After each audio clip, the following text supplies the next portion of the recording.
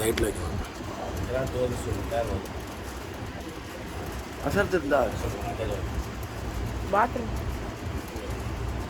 अस्सलामु अलैकुम वरहमतुल्लाहि वबरकातुहू।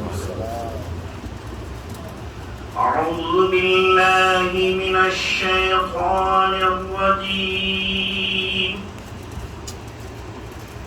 बिस्मिल्लाहिर रहमानिर रहीम।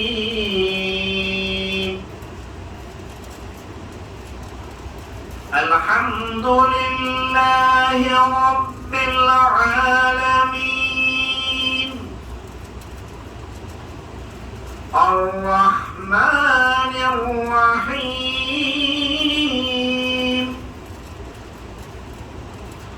मालिकि यौमिद्दीन।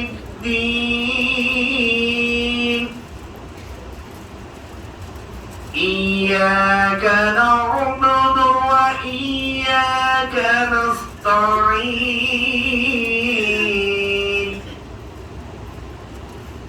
اهدنا الصراط المستقيم صراط الذين أنعمت عليهم غير المغضوب عليهم ولا الضالين.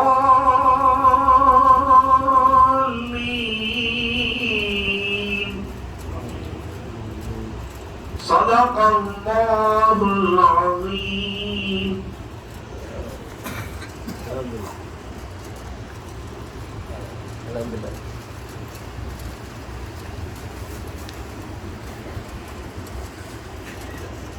السلام عليكم ورحمة الله وبركاته.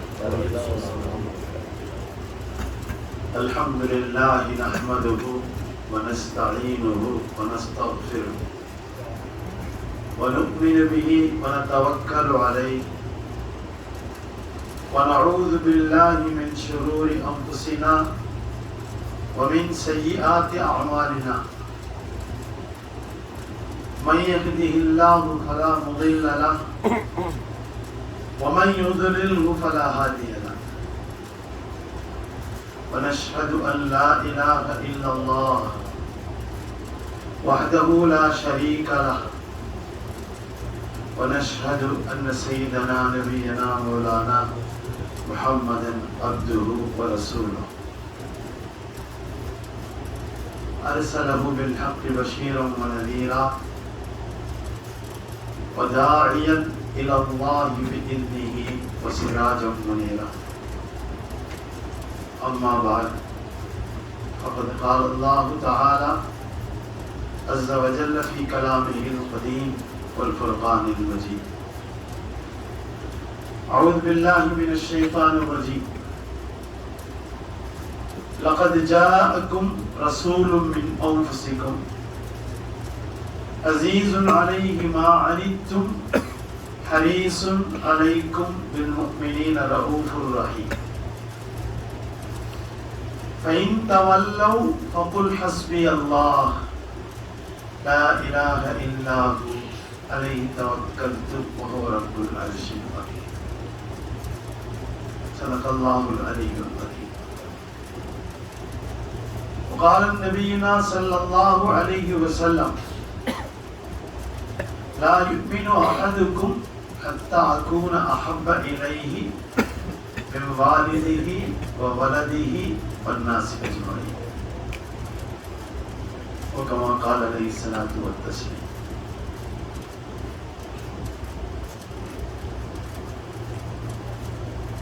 وقال نبينا صلى الله عليه وسلم لا يؤمن أحدكم حتى يكون هواه تبعا لما جئت به. وكما قال عليه الصلاة والتسليم. صدق رسول الله صلى الله عليه وسلم. ونحن على ذلك من الشاهدين والشاكرين والحمد لله رب العالمين. سبحان ربك رب العزة عما يصفون وسلام على المرسلين والحمد لله رب العالمين.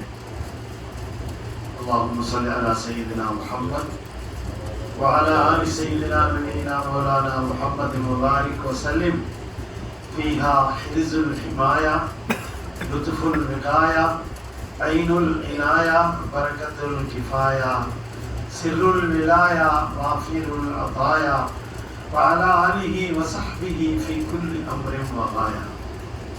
اللهم صل على سيدنا نبينا مولانا محمد الرؤوف الرحيم بالخلق العظيم وعلى آله وأصحابه وأزواجه في كل لحظة بعدد كل حادث وقديم.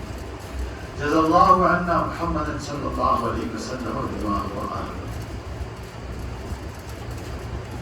அல்லாஹ்வை போற்றி புகழ்ந்தவனாக நம் உயிரில் மேலான கண்மணி நாயகம் முஹம்மது ரசூலுல்லாஹி ஸல்லல்லாஹு அலைஹி வஸல்லம் அவர்கள் மீது ஸலவாத்தும் ஸலாமும் சொன்னவனாக நான் துவக்கம் செய்கிறேன்.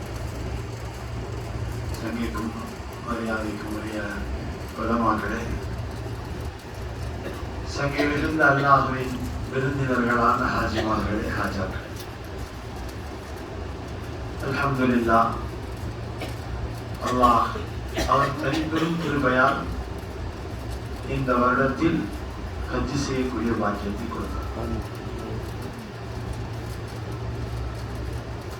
துல்ஹஜ் மாதம் என்பது இஸ்லாமிய வருடத்தின் நிறைவு மாதம்.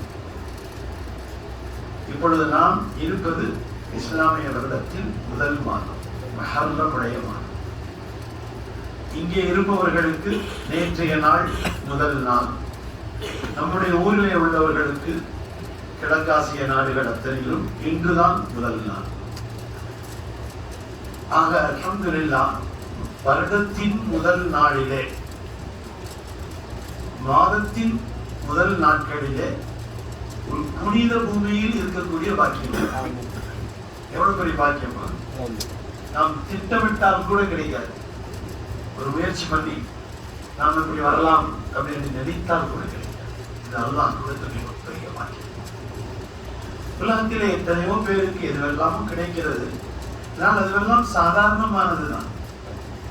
இதை ஒப்பிட்டு பார்க்கின்ற பொழுது, இதை கம்பேர் செய்தோம் என்று சொன்னால், இதனுடைய மதிப்பு ரொம்ப உயர்ந்தது, சாதாரணமானது இல்லை. இந்த மண் இருக்கிறதே, இது வஹீயுடைய மண். உலகத்தில் எங்கும் இந்த வாக்கியம் கிடையாது. குர்ஆன் இறங்கியது என்பது துவக்கம் இங்கே. மீண்டும் அதிகமான சட்ட ரீதியான செய்திகள் எல்லாம் மதீனாவிலே இறங்கியது. மக்கா மதீனா இந்த ரெண்டு மண் தான் வஹீயுடைய மண். அல்லாஹ் அரஃபா என்ற மைதானத்திற்கு பல சிறப்புகளை கொடுத்ததோடு அங்கேயும் திருக்குர்ஆனை இறக்கி வைத்து அந்த ஒரு சிறப்பையும் அல்லாஹ் அந்த இடத்திற்கு கூடுதலாக கொடுத்துவிட்டார். அல்ஹம்துலில்லாஹ், நாம் எல்லோரும் நிறைய செய்திகளை கேட்டிருக்கிறோம். இப்பொழுது நான் செய்திகள் சொல்வதை, நமக்குள் பரிமாற்றங்கள் செய்து கொள்வதை விட அடுத்து நாம் எப்படி வாழ்ந்து கொள்ள வேண்டும் என்கிற ஒரு திட்டத்தை அல்லாஹ்விடத்தில் கேட்டு பெற வேண்டும். இதுதான் அசல். அல்லாஹ் கொடுத்தால் தான் இதெல்லாம் கிடைக்கும். அல்லாஹ் கொடுக்காவிட்டால் கிடைக்காது. எனவே நாம் எப்பொழுதுமே கேட்கின்றவர்களாகவே இருக்க வேண்டும். ஒவ்வொரு சின்ன சின்ன விஷயங்களையும் கூட கேட்க வேண்டும். இங்கிருந்து நான் இப்படி ஒரு நிகழ்ச்சிக்குத்தான் போனேன். திரும்ப உங்களை சந்திக்கின்ற இந்த நிகழ்ச்சிக்கு அல்லாஹ் என்னை கொண்டு வந்து சேர்த்திருக்கிறார். நான் வர முடியாது. 2 தினங்களுக்கு முன்பு உள்ள நிகழ்விலே நான் வருவதற்கான எந்த உறுதிப்பாடும் இல்லை. சில மணி நேரங்கள் விமான நிலையங்கள் எல்லாம் நிறுத்தப்பட்டு விட்டது. விமான சேவைகளில் அல்லாஹ்வின் உதவியால் அதில் ஒரு மாற்றங்கள் ஏற்பட்டு இன்று உங்களை சந்திக்கின்ற ஒரு பெரிய பாக்கியம் அல்ல. நிறைய பேர் வர்றதுக்கு வாய்ப்பு இருக்காது, இந்த நிகழ்ச்சியவே வைக்கலாமா வேணாமா என்று கேட்டேன். ஒரு நபர் இருந்தால் கூட போதும். நிறைய நபர்கள் இருப்பது என்பதும் சாதாரணமாக ஒரு நபர் இருப்பது என்பதும் நம்முடைய மார்க்கத்தில் எந்த வித்தியாசமும் இல்லை. யார் இருந்தாலும் சொல்ல வேண்டும். இன்னும் சில சமயங்களில் யாருமே இல்லாமலும் சொல்லலாம். ஒரு காலம் வரும், நான் ரொம்ப காலத்துக்கு முன்பு இதை சொல்லிக் கொண்டிருக்கிறேன். அந்த காலத்திலே சர்வசாதாரணமான மக்களிடத்தில் இப்படிப்பட்ட கருவிகள் வரும். உதாரணமாக இந்த போனையை வைத்துக் கொள்ளுங்களேன். இதனுடைய பின்னோக்கி பாருங்கள், இன்றைய தினத்தில் அதனுடைய செயல்பாடுகளை பாருங்கள். இன்னும் நிறைய செயல்பாடுகள் இதில் வரலாம். அதில் ஒன்று, இது போன்ற சுவர்களுக்கு முன்னால் வைத்தால் யார் பேசினார்களோ அதையெல்லாம் அதை டவுன்லோட் செய்து உங்களுக்கு கொடுக்கும். நபிமார்கள் எல்லாம் பேசினார்களே, மாஸ்அலுக்கும் அலைஹி அஜ்ரா இன் அஜ்ரிய இல்லா அலா ரப்பில் ஆலமீன். நான் உங்கள்ட்ட எந்த கூலியும் கேட்கல, கூலி அல்லாஹ்ட்ட கேட்கிறேன்னு சொல்லி எல்லா நபிமாரும் சொல்றாங்கன்னு குர்ஆன்ல. எவ்வளவு சிரமப்படுத்தினாலும் அல்லாஹ் சொன்ன செய்திகளை சொல்லிவிட்டு போய்விட்டார். எவ்வளவு சிரமங்கள் படுத்தினார்கள். ஆனால் அந்த எல்லா சிரமங்களிலும் மிக அதிகமான சிரமத்தை கொடுக்கப்பட்டவர்கள் நான் தான் என்று முஹம்மது ரசூலுல்லாஹி ஸல்லல்லாஹு அலைஹி வஸல்லம். என்னை விட யாருமே சிரமப்படுத்தப்பட்டவர்கள் ஹஜ்ரத் யஹ்யா அலைஹிஸ்ஸலாம் அவர்களை அந்த சமூகம் அறுத்து விட்டது. 70க்கு மேற்பட்ட நபிமார்களை கொலை செய்திருக்கிறார்கள் யூதர்கள். எனவேதான் அவர்கள் மக்தூபி அலைஹி, அல்லாஹ்வின் கோபத்திற்கு உட்பட்டவர்கள். யாருக்காவது ஈமான் கிடைத்து விட்டால் அது வேறு விஷயம். ஈமான் யாருக்கு கிடைக்காத அவர்கள் எல்லாம் மக்தூபி அலைஹிம் என்ற அந்த ஸ்டேட்டஸை மாற்றவே முடியாது. நம்ம தினமும் 10 ஸ்டேட்டஸ் மாத்திரலாம், போன்ல ப்ரொஃபைல் மாத்திரலாம்.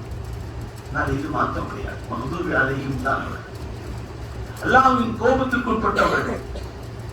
ஆனால் அதில் யாருக்காவது அல்லாஹ் ஹிதாயத் கொடுக்கலாம். அதற்கு அப்துல்லாஹ் இப்னு சலாம் ஒரு மிகப்பெரிய யூத பாதி, பெரிய ஸ்காலர், யூத வேதங்களை எல்லாம் கற்றறிந்தவர்.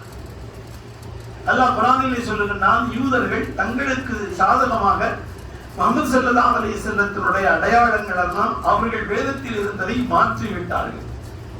அல்லாஹ் சொல்லுகிறார், யாரிஃபூனஹு கமா யாரிஃபூன அபுனாஹும். அவர்கள் முஹம்மது ஸல்லல்லாஹு அலைஹி வஸல்லத்தை தன்னுடைய குழந்தையை போன்று அறிவார்கள். ஒரு தந்தைக்கு தான் தெரியும் இது தன்னுடைய குழந்தையா இல்லையா என்று, தாய்க்கு தெரியாது. யார் என்று தெரிந்து கொள்கின்ற அந்த அறிவை பெற்றிருக்கின்றவர்கள் அதை போன்று சர்வசாதாரணமாக முஹம்மது ஸல்லல்லாஹு அலைஹி வஸல்லத்தை ஒவ்வொருவரும் அறிவார்கள். அவர்கள் முடி எப்படி இருந்தது, அவர்கள் புருவம் எப்படி இருக்கும், அவர்களுடைய நெஞ்சுடைய நிலை எப்படி இருக்கும், அவர்கள் தோள் புதம் எப்படி இருக்கும், அவர்கள் உயரம் எப்படி இருக்கும், அவருடைய தடிமன் பருமன் எப்படி இருக்கும், நிறம் எப்படி இருக்கும், அத்தனையும் பதிவு செய்யப்பட்டிருக்கிறது.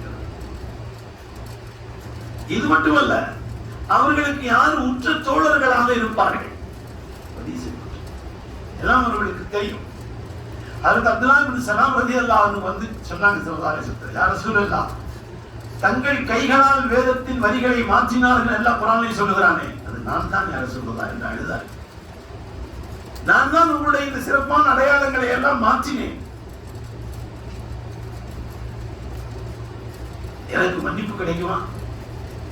நான் இஸ்லாத்தை ஏற்றுக்கொண்டு உங்களை ரசூலாக ஏற்றுக்கொண்டால் எனக்கு மன்னிப்பு கிடைக்குமா என்று கேட்டார்கள்.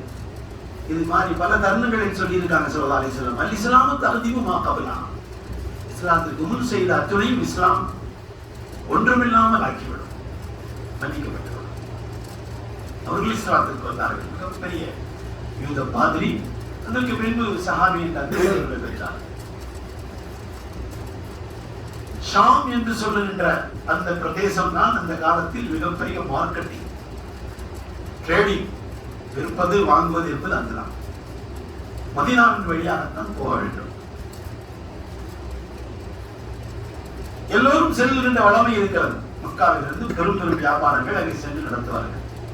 அதில் முஹம்மது ஸல்லல்லாஹு அலைஹி வஸல்லம் அவர்களும் அவருடைய தந்தையினுடன் பிறந்த வளர்ப்புக்கு கார்டியனாக பொறுப்பேற்றிருந்த அபூ தாலிப் அவர்களோடு சென்றிருக்கிறார்கள். அதற்கு பின்பு அம்மா கதீஜத்துல் குப்ரா ரலியல்லாஹு அன்ஹா அவர்களின் மேனேஜிங் டைரக்டராக, விற்பனை மேலாளராக ஹஜ்ரத் ஸல்லல்லாஹு அலைஹி வஸல்லம் சென்றிருக்கிறார்கள். அவர்கள் குழந்தை பருவத்திலே 7, 8, 10 வயதுகள் கூட இருக்கலாம். இந்த நேரத்தில் அதற்கு அபூ தாலிபோடு சென்றிருந்த பொழுதுதான் அங்கே யூத பாதிரிகளுக்கெல்லாம் இப்படி ஒரு நாள் வரும், அபூ தாலிப் வருவார், அந்த வியாபார கூட்டத்திலே இந்த முஹம்மது ஸல்லல்லாஹு அலைஹி வஸல்லம் வருவார்கள். இதையெல்லாம் பதிவு செய்திருக்கிறார்கள். நாட்கள் கொண்டு அவர்கள் காத்துக்கொண்டே இருந்தார்கள். இப்பொழுது அவர்களுக்கு உறுதியாகிவிட்டது, இந்த கூட்டத்தில் அபூ தாலிப் வந்திருக்கிறார், முஹம்மது ஸல்லல்லாஹு அலைஹி வஸல்லம் வந்திருக்கிறார். இன்னும் நபியாக அறிவிக்கப்படவில்லை. இந்த யூத பாதிரி சொன்னார், உங்க எல்லோருக்கும் விருந்து இருக்கிறது, வாருங்கள் என்று அழைப்பு கொடுத்தார். எல்லோரும் விருந்துக்கு போயிட்டாங்க. ஆனா முஹம்மது ஸல்லல்லாஹு அலைஹி வஸல்லம் கூட்டிட்டு போகல. அவங்க அங்க இருக்கிற ஒட்டகத்தை எல்லாம் நீங்க பார்த்துட்டு இருக்கீங்க, நாங்க எல்லாம் போயிட்டு வரோம். இன்னும் முக்கியமான விருந்து இது, பெரும் தலைவர்களுக்காக கூப்பிட்டுருக்காங்க, நாங்க போயிட்டு வர்றோம். இவங்க சின்ன வயசுக்குள்ள தானே, ரெண்டாவது தாயும் தந்தையும் இல்லாதவர்கள், நீங்க இங்க பாத்துக்கங்கன்னு சொல்லி போனாங்க. போன அந்த யூத பாதிரி கேட்டாரு, எல்லாரும் வந்துட்டீங்களா? வந்துட்டோமே. இல்ல, ஒருத்தர் வரலே. அவர் சொன்னார், இந்த விருந்தை அவருக்காக தான் ஏற்பாடு செய்திருக்கோம், அவர் அழைச்சிட்டு. பாலைவனம் பகுதி, கடுமையான வெயில், சின்ன சின்ன நிழல் இருக்கிற இடங்களிலே எல்லோரும் அமர்ந்திருந்தார்கள். இப்ப முஹம்மது ஸல்லல்லாஹு அலைஹி வஸல்லம் அழைப்பு கொடுக்கப்பட்டு அவங்களும் வந்துட்டாங்க. எங்குமே இடமில்லை, ஒரு இடத்துல அவர்கள் அமர்ந்தார்கள், மேகம் அவர்களுக்கு மேல் நிழலிட்டது. இப்ப அந்த பாதிரி இருந்தெல்லாம் கொடுத்துட்டு சொன்னாரு, இவருக்காக தான் உங்களை அழைச்சேன். அபூ தாலிப் பார்த்து கேட்டார், இது யாருன்னு சொல்லு. அபூ தாலிப் சொன்னாங்க, என்னுடைய மகன் சொன்னாங்க. நீங்க பொய் சொல்றீங்க, உங்க மகன் இல்லை சொன்னாங்க. என்னுடைய சகோதரரின் மகன் அவர் இல்லை, இறந்து போயிட்டார், தாயும் இல்லை, தகப்பனும் இல்லை, நான் தான் விளையாடி சொன்னார். இப்படித்தான் வரலாற்றில் பதிவு செய்யப்பட்டிருக்கிறது. நீங்கள் இதற்கு மேல் செல்லாமல் திரும்ப சென்று விடுங்கள், ஏனால் இவருக்கு உயிருக்கான ஆபத்து இருக்கிறது. யூதர்கள் இவர்களை கொலை செய்வதற்கு காத்துக் கொண்டிருக்கிறார்கள்.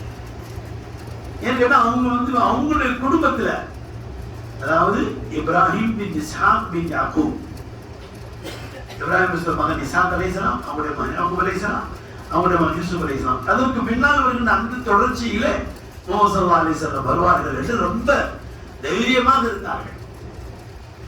ஆனால் இப்ராஹிம் பின் இஸ்மாயில் அலைஹிஸ்ஸலாத்து தஸ்லீம், இஸ்மாயில் அலைஹிஸ்ஸலாத்தின் மூலமாக வருகின்ற அந்த கூட்டத்திலே முஹம்மது ஸல்லல்லாஹு அலைஹி வஸல்லத்தை பிறக்க வைத்திருக்கிறார். எனவே அவர்கள் அன்றிலிருந்து எதிர்பார்ப்பவர்கள் கியாமத் வரை எதிர்பார்க்கத்தான் இருப்பார்கள். ஆனால் வெற்றி முஸ்லிம்களுக்கு மட்டும் கிடைக்கும், அதில் எந்த விதமான மாற்றமும் இல்லை. யாரும் நம்ம பயப்பட வேண்டியது. சில முன்பின் மாற்றங்கள் எல்லாம் ஏற்படும். நான் அடிக்கடி சொல்றேன், முஸ்லிம்களுடைய மௌத் அது ஷஹாதத், பாக்கியம் அது கிடைக்குமா? கிடைக்காது. எல்லாரும் ஷஹீதாயிட முடியாது. நான் அடிக்கடி சொல்றது போல, இந்த மண்ணிலே கூட எல்லாரும் மௌத்தாயிட முடியாது. இந்த சவுதியினுடைய முழு நிலப்பரப்பு இருக்கு பார்த்தீங்களா, இதுக்கு கீழே, இந்த மண்ணுக்கு கீழே கபர்ல யாரும் ஒரு காஃபிர் கூட அடக்க மாட்டாங்க. இது முஸ்லிம்கள் மட்டும்தான் அடக்கப்படுகின்ற உலகத்திலேயே இதுவரை இருக்கின்றது. அதுக்கு மேல அல்லாஹ்வுடைய நாட்டம். முஸ்லிம் அல்லாதவர்கள் இறந்து போனால் அவர்களை உடனடியாக அந்த நாட்டுக்கு அனுப்பி விடுவார்கள். எவ்வளவு நாளானாலும் முஸ்லிம்களும் விரும்பினால் அங்கு அனுப்புவார்கள், விரும்பவில்லை என்றால் இங்கு அடக்கம் செய்வார்கள். ஆனால் ஹஜ்ஜிலே உம்ராவில் வருகின்றவர்களை யாரையும் தெற்கு அனுப்ப மாட்டார்கள். அந்த பாக்கியம் யாருக்கெல்லாம் கிடைத்ததோ பெரிய பாக்கியசாலிகள் அவர்கள். இந்த மண்ணிலே அடக்கமாக சாதாரணமான விஷயம் இல்லை. எந்த மண்ணில் ரசூல் பிறந்தார்களோ, எந்த மண்ணில் முஹம்மது ஸல்லல்லாஹு அலைஹி வஸல்லம் அவர்கள் புனித உடலை தாங்கி இருக்கின்ற பகுதி இருக்குமோ அந்த மண் என்பது சாதாரணமான விஷயம். எனவே அவங்க சொல்லிட்டாங்க, நீங்க வேலைக்கு இருக்க வேண்டாம், கூட்டிட்டு போய். இன்னொரு தருணத்தில் அந்த அபூபக்கர் ரலியல்லாஹு அன்ஹு அவர்கள் வியாபாரத்துக்கு சென்றிருந்தார்கள். அவர்களை அழைத்து ஒரு யூத குரு கூப்பிட்டு சொன்னார், உங்க பேரெல்லாம் விசாரிச்சார், கொஞ்சம் உங்களுடைய சட்டையை கழட்டி காட்ட முடியுமான்னு கேட்டார். அவர் கேட்டார், எதுக்கு சட்டையை கட்ட சொல்றீங்க? நீங்க முஹம்மத் என்று ஒருத்தன் வருவாங்க, கடைசி நபி, அவர்களுக்கு நீங்க தான் கூட இருப்பீங்க, ஒரு அடையாளம் மட்டும் எனக்கு தெரியணும், எல்லாம் சரியா இருக்கு, வலது தொழில்புறத்தில் உங்களுக்கு மச்சம் இருக்கிறது என்பதாக எங்களுடைய கிதாபிலே எழுதப்பட்டிருக்கிறது. பார்த்தாங்க, இருக்குது, நீங்க தான் அதில் அபூபக்கர் முஹம்மது ஸல்லல்லாஹு அலைஹி வஸல்லம் தோழர் என்று சொன்னார். இன்னொரு தடவை இரண்டாவது கலீஃபா உமர் இப்னு கத்தாப் ரலியல்லாஹு அன்ஹு இஸ்லாத்திற்கு முன்னால் ஒரு வேலை விஷயமாக சென்றிருந்தார்கள். இதே ஷாம் தான். ஷாம் என்று சொன்னால் இப்பொழுது இருக்கின்ற Syria, Jordan, Iran, Iraq, Palestine, Egypt, இது எல்லாம் சேர்ந்து தான் ஷாம். எனவே ஸல்லல்லாஹு அலைஹி வஸல்லத்தினுடைய அந்த முன்னோர்களான ஹஜ்ரத் இப்ராஹிம் அலைஹிஸ்ஸலாம் இருக்கின்ற அது கலீல் என்று சொல்லுகின்ற அந்த இடம் பலஸ்தீனில் இருக்கிறது. இப்ப இஸ்ரேலோட கண்ட்ரோல்ல இருக்கிறது. அங்கதான் அவங்களுடைய கபர் இருக்கிறது. ஹஜ்ரத் இப்ராஹிம் அடக்கமான இடம். அம்மா சாராம்மா அங்கதான் அடங்கியிருக்கிறாங்க. ஹஜ்ரத் இஸ்ஹாக் அலைஹிஸ்ஸலாம் அங்கதான் அடங்கியிருக்கிறாங்க. அவங்களுடைய துணைவியார் அம்மா ரிஃப்கா அங்கதான் அடங்கியிருக்கிறாங்க. கபர்கள் கட்டப்பட்டு பேர்கள் எழுதப்பட்டிருக்கிறது. ஹஜ்ரத் யூசுப் அலைஹிஸ்ஸலாம் அங்கதான், ஹஜ்ரத் யாக்கூப் அலைஹிஸ்ஸலாம் அங்கதான். இப்படி எல்லாமே ஒரு பகுதியில அந்த கரியத்தை கலீல் என்ற இடத்துல அடக்கம் செய்திருக்கிறார்கள்.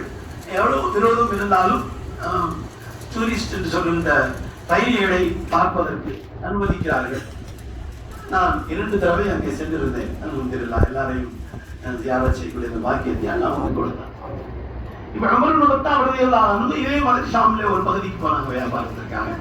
ரொம்ப அவங்க அதாவது என்ன சொல்றது எமோஷனல் கேரக்டர், ஏதாவது உடனே ரொம்ப வேகப்படுவாங்க. அந்த அளவுக்கு எல்லாம் அவங்களுக்கு பவர் கொடுத்துருவாங்க.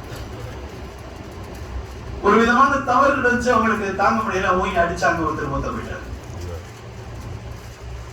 கொலை குற்றம் உடனே ஒரு பிடிக்க வந்தாங்க. இவங்க ஓடி வந்து உடம்பு அரெஸ்ட் பண்ணி வச்சுட்டாங்க. அங்கிருந்து தப்பிச்சு வந்துட்டாங்க. வந்து உடம்புல வந்து ரொம்ப கஷ்டமா இருந்துச்சு, பசியா இருந்துச்சு. ஒரு இடத்தை பார்த்தாங்க. அங்க ஒரு யூத மதா வழிபாட்டு தரம். அவர் வெளியிட்டு வாங்க உள்ள வாங்க. அவருக்கு தெரியும் இவர் தான் உமர். உள்ள கூட்டிட்டு போனார். கதவை சாத்திட்டார். கொஞ்ச நேரத்தில் வந்து தேடி வந்தவங்க கதவை தட்டினாங்க. கேட்டாங்க, இந்த பக்கம் ஒருத்தர் வந்தாராம், எங்கள்ட்ட இருந்து விடுபட்டுட்டார், அதெல்லாம் இங்கே ஒருத்தர் வரல அப்படின்னு சொல்லி கதவை சாத்திட்டார். அவர் சொன்னார், நான் உங்களை பாதுகாத்துறேன், எனக்கு உதவி செய்வீங்களான்னு கேட்டார். அவங்க சொன்னாங்க, நானே ரொம்ப கஷ்டப்பட்டு பாதுகாப்பு தேடி வந்திருக்கிறேன், நீங்க என்கிட்ட உதவி தேடுறீங்க. இப்ப இல்லை, நீங்க ஒரு நாள் 25 லட்சம் ஸ்கொயர் மீட்டருக்கு கண்டிப்பா ஆயிருவீங்க. அப்ப வந்து இந்த வழிபாட்டு தலமும் நானும் பாதுகாக்கப்பட்டிருக்கிறோம், ஒரு கடிதம் எழுதி கொடுங்க. ரிட்டன் லெட்டர் கேட்கிறாங்க. அவங்க சொன்னாங்க, என்னங்க இது சொல்றது ஒண்ணுமே புரியல, சாப்பாட்டுக்கு வழி இல்லாம உயிருக்கு பயந்து ஓடி வந்துருக்கிறேன், நீங்க எனக்கு பாதுகாப்பு கொடுத்துருக்கீங்க, ஏதோ ஒண்ணு கொடுத்தீங்க, பரவாயில்ல, என்னமோ சொல்றீங்களே, இது என்ன விஷயம் எனக்கு புரியலன்னு சொன்னாங்க. புரியுமோ புரியல, இதுதான் உண்மை, எழுதி கொடுங்கன்னு சொன்னாங்க. கொடுத்தாங்க. ஆட்சி காலம் வந்த பொழுது அந்த கடிதத்தை கொண்டு போனார்கள், அதை காட்டினார்கள். அதை கொண்டு அந்த தேவாலயமும் அந்த பாதிரியும் பாதுகாக்கப்பட்டார். பொதுவாக இஸ்லாமிய சட்டமே எந்த மதத்தினுடைய வழிபாட்டு தலங்களையும் கொஞ்சம் கூட அதனுடைய கண்ணியம் குறையக்கூடாது. அது மாதிரி அந்த ஸ்காலர்ஸ் இருக்காங்கல்ல, ரிலீஜியஸ் ஸ்காலர்ஸ் சொல்லுவாங்க, மதப்பெரியவர்கள், எந்த மதத்தை சேர்ந்தாங்களோ அவங்களுக்கு ஒரு மரியாதை கொடுக்கணும். பெண்கள், குழந்தைகள், முதியவர்கள், நோயாளிகள், இவங்களுக்கு எல்லாம் மரியாதை தான் போர் தரணும். உலகத்தில் யாரும் இதை கற்றுக் கொடுக்கவில்லை. இதை கற்றுக் கொடுத்தவர்கள் தான் முஹம்மது ஸல்லல்லாஹு அலைஹி வஸல்லம். ஹஜ்ரத் உமர் ரலியல்லாஹு அன்ஹு வருகிறார் என்று பதியப்பட்டிருக்கிறது அவங்களுடைய வேத கிதாபுகளில். இது நடந்தது. ஒரே ஒரு மஸ்ஜித் கட்டப்பட்டு இன்று வரையும் அது வணங்கக்கூடாது என்று சீல் வைக்கப்பட்டிருக்கிறது. எந்த இடத்திலே ஹஜ்ரத் மூசா அலைஹிஸ்ஸலாம் அல்லாஹ்வை சந்திக்க போனார்களோ அந்த மலையில ஒரு மஸ்ஜித் இருக்கிறது. அந்த முஸ்லிம்கள் கட்டி விட்டார்கள். அங்க இருக்கின்ற யூத குருமார்கள் எல்லாம் வந்து உமர் ரலியல்லாஹு அன்ஹு கேட்டாங்க, நாங்கள் வாழ்கின்ற பகுதியில் இந்த மஸ்ஜித் இருப்பது எங்களுக்கு, உங்களுக்கு வழிபாட்டு தலமாக இது ஆகாமல் இருந்தால் பரவாயில்லை, எங்களுக்கு உத்தரவாதம் கொடுங்கன்னு சொன்னாங்க. எழுதி கொடுத்தாங்க. அதில் சுல்தான் சலாமுதீன் அய்யூபி காலத்தில் வெற்றி கொள்ளப்பட்ட பொழுது இந்த கடிதத்தை காமிச்சாங்க. பாருங்க, உமர் கடிதம் வெளியே கூட்ட சொல்லிட்டாங்க. இன்று வரை அது கூட்டப்பட்டுதான் இருக்கிறது. இப்படி பிறருடைய மத வழிபாட்டு உரிமைகளை பற்றி பாதுகாக்கின்ற சிந்தனை கொண்ட மார்க்கம் தான் நம்முடைய மார்க்கம். அருமையானவர்களே, முஹம்மது ஸல்லல்லாஹு அலைஹி வஸல்லம் வருகையை பற்றி எல்லோரும் தெரிந்திருந்தார்கள். உலகத்தில் எந்த வேதங்களிலும் இது குறிப்பிடப்படாமல் இல்லை. நாம் வாழ்கின்ற இந்திய துணை கண்டம் அது பெரிய பகுதியே. நபிமார்கள் வராமல் எப்படி இருப்பார்கள்? ஒரு ஊருக்கும் ஒரு மொழிக்கும் ஒரு நாட்டுக்கும் ஒரு பகுதிக்கும் நபி அனுப்பியிருக்கோம் சொல்றாங்க. எல்லா மொழியும் நபிமார்கள் வந்திருக்கிறார். நான் தெளிவா சொல்றது, எந்த மொழிக்காரர்களுக்கும் அவர்களுக்கு சொல்லுகின்ற நபியை நாம் அனுப்பாமல் இல்லை. நாளைக்கு வந்து எங்களுக்கு மொழி தெரியாது, எங்களுக்கு வந்து சொல்லலன்னு சொல்லிடக்கூடாது. எல்லாத்துக்கும் வந்திருக்கிறாங்க. அதை ஆராய்ச்சியின் அடிப்படையில் ஹஜ்ரத் நூஹ் அலைஹிஸ்ஸலாம் என்ற நபி வாழ்ந்த பகுதி இந்தியா தான். நான் முதலில் கூட சொல்லியிருக்கிறேன், ஆதம் அலைஹிஸ்ஸலாம் அவர்கள் இறங்கியதும் இந்தியா. அங்கிருந்து நூஹ் அலைஹிஸ்ஸலாம் வரை உள்ள நபிமார்கள் அதிகமான பேர்கள் எல்லாம் இந்தியாவில் தான் இருந்திருக்கிறார்கள். அது ஷீத் அலைஹிஸ்ஸலாம் ஆதம் அலைஹிஸ்ஸலாம் அடுத்த நபி வந்தாங்க. தமிழில் சொல்லுவாங்கல்ல சேதுக்கரை, ராமநாதபுரம் மாவட்டம். அந்த சேது தான் ஷீத். ஷீதுங்கிற அரபி தான் சேது. ராமநாதபுரம் மன்னருடைய பேரெல்லாம் சேதுபதி தான். அந்த பக்கமெல்லாம் இந்த பேர் வைப்பாங்க. அந்த ஊர் பேரு சேதுக்கரை. எனவேதான் காசியிலிருந்து பிற சமயத்தவர்கள் எல்லாம் ராமேஸ்வரத்திற்கு வருகிறார்கள். கிராண்ட்ஃபாதர் ஆஃப் கிராண்ட்ஃபாதர், எல்லாத்துக்கும் உள்ள முப்பாட்டன் ஆதம் அலைஹிஸ்ஸலாம் அவருடைய பிள்ளைகள் எல்லாம் வாழ்ந்த பகுதி. அங்க வராங்க. அயோத்தின்னு சொல்றாங்கல்ல, அங்கதான் ஷீத் அலைஹிஸ்ஸலாம் அடக்கமாக இருக்கிறார். இப்படி இந்தியாவுக்கு வந்த நபிமார்கள் எத்தனை ஒரு பேர் சொல்லப்படாத நபி இருக்கு. 25 பேர் தான் குர்ஆன்ல சொல்லியிருக்கிறான். சர்ஹிந்த் ஒரு ஊர் இருக்கு பஞ்சாப்ல. பஞ்சாப் 2, ஒன்னு நமக்கு ஒன்று இருக்கு, இன்னொரு பக்கத்து நாட்டில் இருக்கு. நம்ம பக்கத்தில் இருக்கிற பஞ்சாப் தான் பெருசு. அதுல சர்ஹிந்த் ஒரு ஊர் இருக்கு. அந்த ஊர்ல ஒரு பெரிய மகான் பிறந்து வாழ்ந்து அடக்கமாக இருக்கிறார். சையத் அஹ்மத் ஃபாரூக். உமர் ஃபாரூக் எல்லாருடைய குடும்பத்தை சேர்ந்த வாரிஸ், பெரிய ஆள். 17 வயசுல எல்லாமே படிச்சுட்டாங்க. அல்லாஹ் எல்லாமே கொடுத்துட்டான். பெரிய ஆரிஃப் பில்லா முஜத்தித் அல்-ஃபசானி. 1000 ஆண்டுகளுக்கு ஒரு பெரிய மனிதரை அல்லாஹ் உருவாக்குவான். 1000 ஆண்டுகளுக்கு தீன் அப்படியே பாதுகாத்து திரும்ப தீன் அப்படியே பாதுகாக்கிற ஒரு கெப்பாசிட்டி உள்ள ஒருத்தரை எல்லாம் கொடுக்கும். அவங்கதான் இவங்க முஜத்தித் அல்-ஃபசானி. இவங்க பிறந்த காலத்துல தான் அக்பருடைய ஆட்சி இருந்துச்சு. பாபருக்கு பின்னால் ஹுமாயூன், ஹுமாயூனுக்கு பின்னால் அக்பர். அக்பருடைய ஆட்சியை பற்றி வரலாற்றில் தி கிரேட் அக்பர் என்று எழுதுவாங்க. 51 வருஷங்கள் ஆட்சி செஞ்சாங்க. முழு இந்தியா, இப்ப இருக்கிற இந்தியால காபூல்ல இருந்து ரங்கூன் வரை, பாகிஸ்தான், பங்களாதேஷ், ஆப்கானிஸ்தான், மியான்மர், இந்தியா, இதெல்லாம் செய்ததுதான். இவ்வளவு பெரிய பரப்பளவு கொண்ட இந்த நாட்டுக்கு தான் ஆட்சி பொறுப்பில் ஹஜ்ரத் அக்பர் இருந்தார்கள். அதற்கு பின் அவுரங்கசீப் ரஹிமஹுல்லாஹ் இருந்தார். இந்த அக்பரிடத்தில் சில தர்பாரி உலமாக்கள் தவறான சிந்தனைகளை உண்டு பண்ணி அவரை வழிகெடுத்துட்டாங்க. லா இலாஹ இல்லல்லாஹ் அக்பர் ரசூலுல்லாஹ்னு சொன்னாங்க. காசு வேணும்னா எது வேணாலும் சொல்லிடுவாங்க. அப்புறம் கொஞ்சம் கழிச்சு உடனே மாத்துனாங்க. லா இலாஹ இல்லல்லாஹ் அக்பர் தில்லுல்லாஹ்னு சொல்லிட்டாங்க. தில்லுல்லாஹ்னா என்ன சொல்றீங்க? ஒரு பிரவி, அடுத்த ஜென்மம் அப்படின்னு சொல்றாங்கல்ல, அது மாதிரி அல்லாஹ்வுடைய அவதார் அப்படின்னு சொல்லிட்டாங்க. அவதாரம், நீங்க தான் அல்லாஹ்வுடைய அவதாரம்னு சொல்லிட்டாங்க. அவருக்கும் புரியல, சரின்னு சொல்லிட்டாரு. ஏன்னா சொன்னவர் எவ்வளவு பெரிய ஆள் தெரியுங்களா? முபாரக்னு ஒரு பேரு. அவரு எவ்வளவு பெரிய ஆளுன்னு கேட்டீங்கன்னா, அவர் குரானுக்கு முழு குரானுக்கு தஃப்சீர் எழுதினாரு. நுக்தி இல்லாமல் அலிஃப் இருக்கும், பா இருக்காது, தாய் இருக்காது, தாய் இருக்காது, ஜீம் இருக்காது, ரே இருக்காது, ஹா இருக்கும். தால் இருக்கும், தால் இருக்காது, ரே இருக்கும், ஜே இருக்காது, சீன் இருக்கும், ஷீன் இருக்காது, சாது இருக்கும், வாது இருக்காது, தோய் இருக்கும், லோய் இருக்காது, ஃபா இருக்கும், ஃபா இருக்காது, காஃப் இருக்காது, காஃப் இருக்கும், லாம் இருக்கும், மீம் இருக்கும், நூன் இருக்காது, வாவ் இருக்கும், ஹா இருக்கும், வே இருக்கும். அவ்வளவு பெரிய அறிவாளி. அவர்தான் இந்த வழிகட்டுக்கு முதல் காரணம். எல்லாம் பாதுகாத்தான். இந்த சையத் அஹ்மத் ஃபாரூக் என்று சொல்ற ஒரே ஒரு மனிதர் தான் அவர்கள் எதிர்த்தார்கள். அக்பருக்கு கடைசியில் ஒரு பெரிய உலமாக்கள் கூட்டத்தை கூட்டு அவர் நான் தௌபா செய்து விட்டேன், நீங்கள் எல்லாம் சாட்சி என்று சொல்லியது கூட இது தீவான் அக்பரில் எழுதப்பட்டிருக்கிறது. அதற்கு பின் வந்தவர்கள் நூருதீன் ஜஹாங்கீர், வரலாறு நீங்கள் கேள்விப்பட்டிருக்கலாம் அல்லது படியுங்கள். அவ்வளவு பெரிய மனிதர். அவருடைய காலத்தில் தான் ஹஜ்ரத் அவர்களுடைய முழு பொறுப்பு இருந்தது. ஹஜ்ரத்துடைய ஆலோசனை இல்லாமல் அந்த ஆட்சிகள் தொடரவில்லை. ஹஜ்ரத்துடைய வழிகாட்டுதல் இஸ்லாம் முழுக்க முழுக்க பாதுகாக்கப்பட்டது.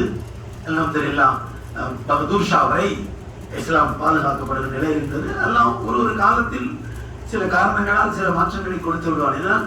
அல் ஆலமு முத்தகையரும், அல் ஆலமு ஹாதிசுன், அல் ஆலமு முத்தகையரும், குல்லு முத்தகையரும் ஹாதிஸ். லாஜிக்குடைய சட்டம் இது, அறிவுகளுக்கெல்லாம் தெரியும். ஏன்னா இந்த உலகம் எல்லாமே மாற்றத்திற்குரியது, அது மாறும். மாறுகின்ற எல்லாம் அழியும், இருக்காது நிரந்தரம். ஒரு காலத்திற்கு எல்லாம் இருக்கும், ஒரு காலத்திலே அது மாறி. இந்த சையத் அஹமத் ஃபாரூக்கி சர்ஹந்தி அவர்கள் அடங்கி இருக்கிற அந்த சர்ஹந்த் இருக்குல்ல, அங்கிருந்து கொஞ்ச தூரம் ஒரு அரை மணி நேரம் போனா அங்க அந்த ஊருக்கு பேரே ஒண்ணும் இல்லை, அம்பியா அலைஹிஸ்ஸலாம் குபூர், நபிமார்களின் கபர் அப்படின்னு அந்த ஊர் பேரு. ஏதோ ஒரு பேர் வச்சிருக்காங்க, ஆனா இது சொன்னா கொண்டு விடுவாங்க, ஆட்டோல போய் விட்டுருவாங்க. 200 ரூபா 300 ரூபா 500 ரூபா கேட்பாங்க. எங்க போகணும்? அம்பியா அலைஹிஸ்ஸலாம் குபூர் அங்க போய் விட்டுருவாங்க. ஒரு கொஞ்சம் ஒரு சின்ன மலை மாதிரி உயரமா இருக்கு, அந்த நீல நீளமான 12 கபூர் இருக்கு, மஸ்ஜித் இருக்கு. மாஷா அல்லாஹ். அங்க அதிகமா இருக்கிறவங்க எல்லாம் சீக்கிய மக்கள் வாழ்றாங்க. அந்த ஊர் 2 பக்கமே வண்டியில போகணும்னு சொன்னா முழுக்க முழுக்க பாஸ்மதி விளையிற மண். அந்த விளைச்சல் காலத்தில் அவ்வளவு நறுமணம் இருக்கும். முஸ்லிம்கள் இல்லை, எல்லாம் பிரிவினை இப்ப போயிட்டாங்க. அந்த மஸ்ஜித் வைரான் ஆயிடுச்சு. ஒரு டாக்டர் இப்ப அனுபவமாக விசாரிச்சிருக்கிறார். இப்போ நான் பல தடவை போகக்கூடிய பாக்கியம் எல்லாம் அப்படிதான். ஒரு தடவை நான் போய் மேலே உட்காந்துருக்கிறேன், ஒரு அம்மா சீக்கிய அம்மா, பெரிய வயசான அம்மா வர்றாங்க. அவங்க சொல்றாங்க, நாங்க தான் இங்க லைட்லாம் போட்டு வச்சோம், இப்ப மின்சாரம் வந்துருச்சு, நாங்க லைட்லாம் பொருத்துவோம். இவங்கெல்லாம் நபிமார்கள்.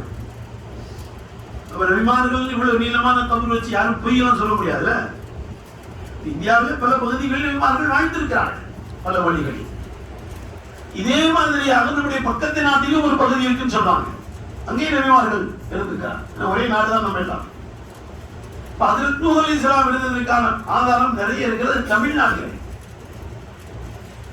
சீர்காழி, சீர்காழிங்கிறதே அரபி பேர், சர்காதி, அதான் சீர்காழி. சீர்காழிக்கார ஒரு அம்மாவை பார்த்தேன், ஒரு காலேஜ் பிரின்சிபல், அவங்க முஸ்லீம் இல்லை. அவங்க சொன்னாங்க, நாங்கள் சீர்காழி, உங்க ஊரே பாசியில் இருக்க உங்க ஊர் பேர் தெரியுமா? என்ன எப்படி சொல்றீங்கடா? சர்காதி, தலைமை காசி உள்ள இடம், அந்த நேரத்தில் இருந்திருக்கிறாங்க. அதனால அவங்க பேர்ல ஊரே அது சீர்காழியாக. இந்த சீர்காழி பகுதி, அந்த சிதம்பரம் பகுதி, சிதம்பரம் ரகசியம் சொல்றாங்கல்ல, அந்த ரகசியம் நூஹ் அலைஹிஸ்ஸலாத்துடைய வரலாறு தான். சிதம்பரம் கோயிலுக்குள்ள ஒரு சிலை இருக்குல்ல, அந்த சிலைக்கு பேர் என்னங்க? சொல்லுங்க சத்தமா. நடராஜர். அந்த வடிவத்தை விட்டுங்க, வடிவம் நமக்கு சம்பந்தம் இல்லை. நடராஜர் என்று சொன்னாலே நூஹ் அலைஹிஸ்ஸலாம் தான். 950 வருஷம் நடந்துதான் போயிருக்காங்க, குர்ஆன் சொல்லுது. ஒரு மனிதர் கூட எல்லாத்துக்கும் போய் சொன்னேன், ஆனா 82 பேர் தவிர யாரும் ஏத்துக்க மாட்டாங்கன்னு சொல்லி கேட்டான். இதுக்கு முன்னாடி இவங்களை வைக்காதா அல்லா? நான் வச்சீங்கன்னா லா எலிதுகும் இல்லா ஃபாஜிரன் கஃபாரா, பாவம் செய்கின்ற மாறு செய்கின்ற யாருக்கு பிறக்கவே மாட்டாங்க அப்படின்னு கேட்டாங்க. அது அவங்கள கேட்க மாட்டாங்கல்ல, வஹீதானே, எல்லாம் கேட்க சொல்லுவான், கொடுப்பான். அப்ப எல்லாத்தையும் கப்பல்ல ஏத்துனான். இப்ப துருக்கியில அந்த கப்பல் இருக்கு, அந்த கப்பல் கட்டினது அங்கதான். தமிழ் பாடல்கள் இருக்கிறது, தோணி அப்பா அப்படின்னு சொல்லி பேசினாங்க. தமிழ் நிறைய பாடல்கள் நம்ம வாழ்ந்தாங்க, இருந்தாங்க, அப்படின்னா பல சரித்திரங்கள் இருக்கு. தன்னூர்னு சொல்லுது, தண்ணி தன்னூர்ல இருந்து ஆரம்பிச்சிச்சு. இப்போ வரைக்கும் கேரளாவில் தன்னூர் ரயில்வே ஸ்டேஷன் இருக்கு. ஊர் தன்னூர், கேரளாக்காரன் போய் கேட்டீங்கன்னா தெரியும், அங்கிருந்து ஆரம்பிக்கும். பல ஆதாரங்கள் இருக்குது. அவங்கள்ட்ட பாருங்க, நம்முடைய இஹ்ராம் அவங்கள்ட்ட இருக்குது, தவாஃப் அவங்கள்ட்ட இருக்குது. செய்யற இடங்கள் தான் வேற. எழுதணும் அவங்களும் சுத்துறாங்க, எல்லா கோயிலையும் சுத்திக்கிட்டு இருக்காங்க. திருவண்ணாமலையில ஊரையே சுத்துறாங்க. இதெல்லாம் முன்னால் இருந்த முஸ்லிம்களிடத்திலே, நபிமார்களிடத்திலே இருந்த அந்த பாடங்கள் தான் அது காலத்தில் மாறி போய்விடும். 2 வேலை நினைச்சா ஷைத்தான், ஜய்யலஹும் ஷைத்தான் அஅமாலஹும், அவங்க செய்யறதை அழகாக்கினா, ஃபஸத்தஹும் அனி ஸபீல், நேர்வழியின் பாதையை அடைத்து விட்டான். என்ன ஷைத்தான்? முதல்ல சிலை வணக்கம் என்பது நூஹ் அலைஹிஸ்ஸலாம் காலத்தில் ஆரம்பிச்சிச்சு, அதுக்கு முன்னாலே. அதனால இன்னைக்கு இந்தியாவிலேயே உலகத்திலே அதிகமான சிலை வணக்கமும் கோயில்களும் அதிகமா இருக்குது தமிழ்நாடு. டெம்பிள் சிட்டி உலகத்தில் எங்கேயுமே இல்லை, தமிழ்நாட்டில் தான் இருக்கு. திருக்கோயில்கள், ஆயிரக்கணக்கான கோயில்கள், ஆயிரக்கணக்கான சிலை. இன்னொரு விஷயம் கூட நான் வேறத்தை கூட சொல்லியிருப்பேன், லாத், உஸ்ஸா, மனாத், இந்த 3 சிலையும் உடைக்கிறதுக்கு ஸல்லல்லாஹு அலைஹி வஸல்லம் எல்லா சிலைகளையும் உடைச்சாங்கல்ல. அப்ப இந்த மனாத்துங்கிற சிலையை மட்டும் தூக்கிட்டு போயிட்டாங்க தெரியாம. கொண்டு போய் எங்க போய் வச்சாங்க? குஜராத் வரைக்கும் வந்துருச்சு, தாயிஃப் மூலமா. சோமநாத்னு சொல்றாங்கல்ல, அதான் சோமநாத். அந்த மனாத் தான் சோமநாத். சொன்ன ஸ்ரீன்னு அர்த்தம், மகா ஸ்ரீ கண்ணியம், பெருமிதம், இப்படி வார்த்தைகளுக்குள்ள அது சமஸ்கிருத வார்த்தை. அவ கொண்டு வந்து அங்க வச்சுட்டாங்க. பாருங்க, சிலை எங்க வந்துச்சு? இந்தியாவுக்கு தான் வந்துச்சு. அவங்க இருந்து ஸ்மகிள் பண்ணி எங்க அனுப்பிச்சு விட்டாங்க? இந்தியா. இப்ப ஸல்லல்லாஹு அலைஹி வஸல்லம் தான் முஹம்மது கணவர் வந்து சொன்னாங்க, ஒரு சிலை விட்டு அங்க இருக்கு, அதை போய் உடைங்கன்னு சொல்லி. அதுக்கு தான் 17 தடவை படை எடுத்துருந்தாங்க. பொருள் பிடிக்கவோ நாடு பிடிக்கவோ வரல. இந்த மனத்தை உடைக்கணும், அதுதான் உண்மை. ஆனா அதுக்கான வாய்ப்பு அவங்களுக்கு கிடைக்கல. ஹஜ்ரத் ஹசன் ஹர்கானி ரஹிமஹுல்லாஹ் என்ற மிகப்பெரிய ஒரு மகானிடத்தில் துஆவுக்காக கேட்டாங்க. அவங்க சட்டையை கொடுத்தாங்க. போர்ல உங்களுக்கு வெற்றி கிடைக்கல, இதை வச்சு துஆ செஞ்சு. இந்த 17 தடவை வச்சு துஆ செஞ்சாங்க. வெற்றி கிடைச்சிச்சு. சிலையை உடைக்க உள்ள போனாங்க. அந்த கோயில் உள்ள பெரிய பெரிய பூஜாரி சொன்னாங்க, உங்களுக்கு எத்தனை கோடி வைரங்கள் வேணும் சொல்லுங்க, நாங்க தரோம். இதை விட்டு விட்டுருங்க. அவங்க சொன்னாங்க, நான் சிலை வாங்க வரல, சிலை விற்பனைக்கும் வரல, உடைக்கத்தான் வந்திருக்கேன். இது என்னுடைய சையதுல் கௌனைன் சர்தார் அமீன் தாஜ்தார் மதீனா முஹம்மது ரசூலுல்லாஹ்வுடைய ஹுக்கும். அதுதான் வந்திருக்கிறேன். அதை உடைச்சாங்க. அதுல இருந்து கொட்டிச்சு பல்லாயிரக்கணக்கான மதிப்புள்ள வைரங்கள் வைடூரியங்கள்லாம் வச்சிருந்திருக்கிறாங்க. ஆமா. அப்ப போருக்கு என்ன முறையோ எடுத்திருப்பாங்க, அல்லது கொடுத்திருப்பாங்க. ஆனா அவங்களுக்கு பொறுத்த வரைக்கும் முகமது வசனவை எதுவுமே கொண்டு போகல. அது உண்மையான வரலாறு. தேவையில்லை. பொருள் எடுக்க யாரும் வர்றதில்லை. முஸ்லிம்களுக்கு பொருள் தேவையில்லை, அருள் தான் தேவை. அல்லாஹ் தேவை. எல்லாருடைய சட்டங்களுக்கு கட்டுப்படுவாங்க, உடல் கொடுப்பாங்க, உயிர் கொடுப்பாங்க. சைவத்தில் நடந்தது கூட உங்களுக்கு தெரியும். நாங்கள் ஒதுக்கித்தானே தயாரா இருக்கிறோம், எங்களுக்கு ஒன்றும் பிரச்சனை இல்லைன்னு சொல்லிட்டாங்க. கல்ல வச்சு கொடுங்க. எல்லாருடைய மிகப்பெரிய விவகாரம். அந்த நாட்டுக்குள்ள பிரச்சனை ஏற்படுத்தினால் தோல்வி வந்திருக்கும். அதுதான் எப்பொழுதும் ஒரு நாடு செய்யும். ஆனா இந்த தடவை அந்த நாட்டுடைய அந்த முயற்சி தோல்வி சொல்லு.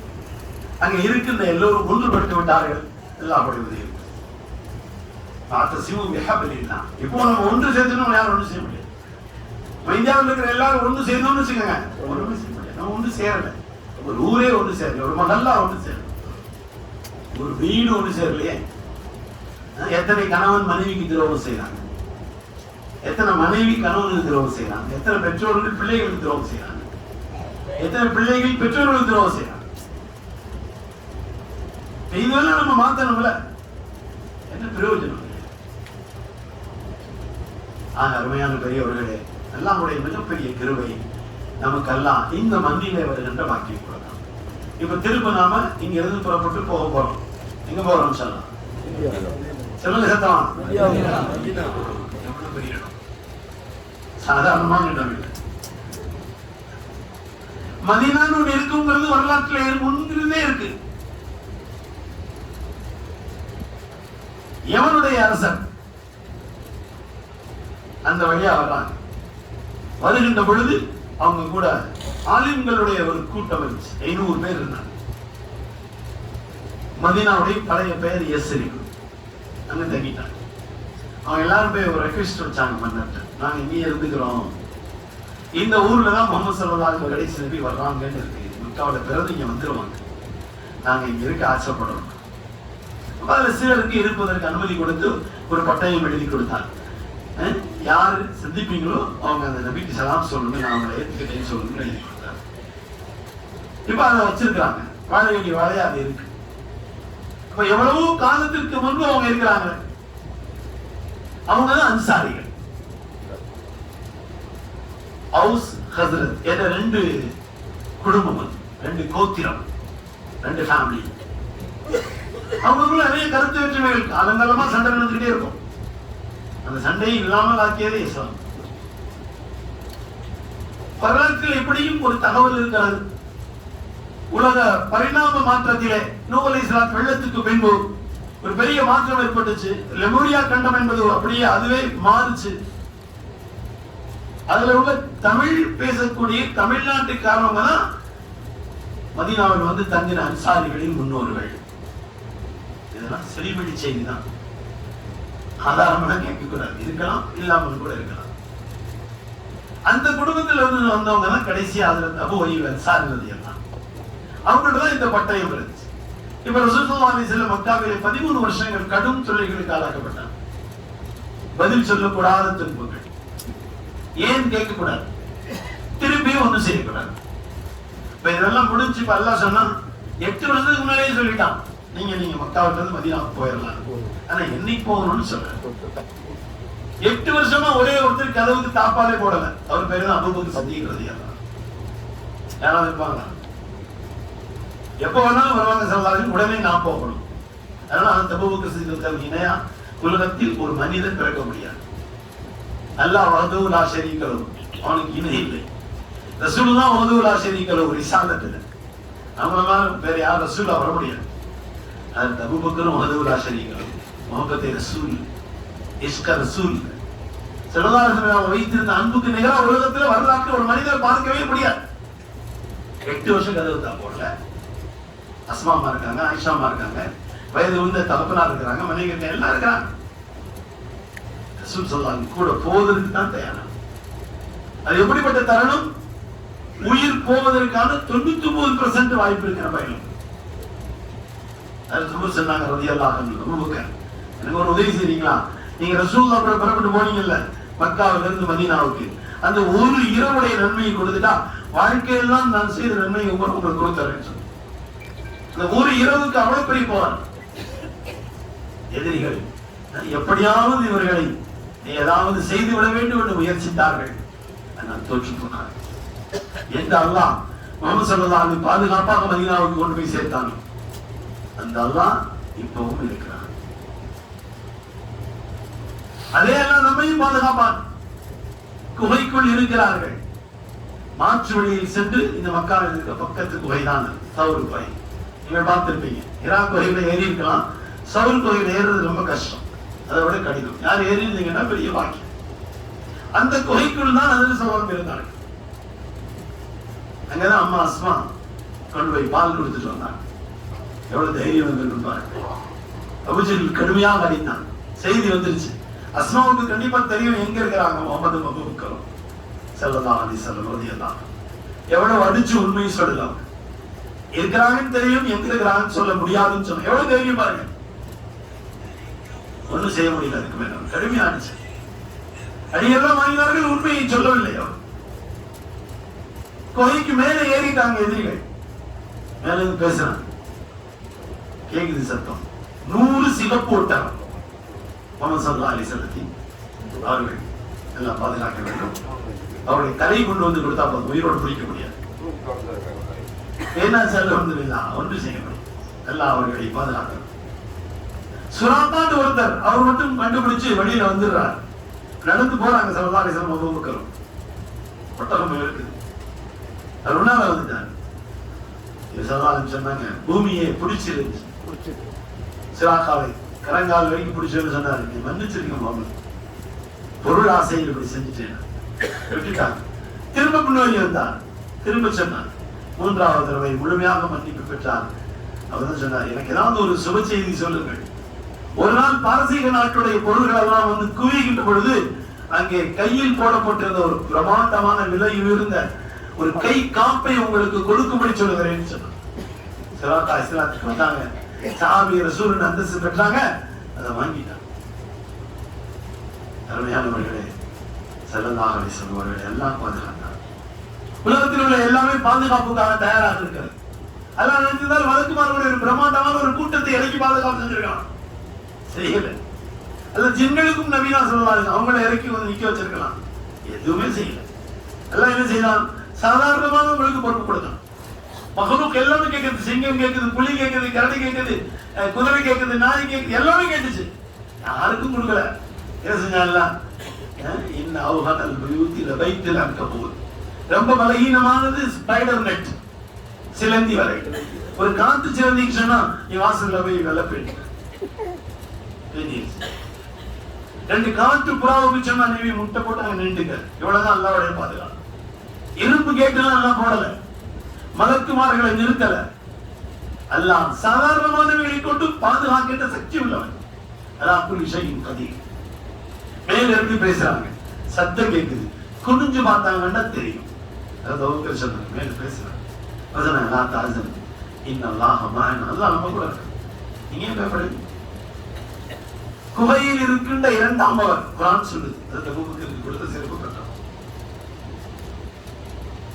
அல்லாஹ் பாதுகாத்தான். மதீனாவுக்கு வந்தார்கள்.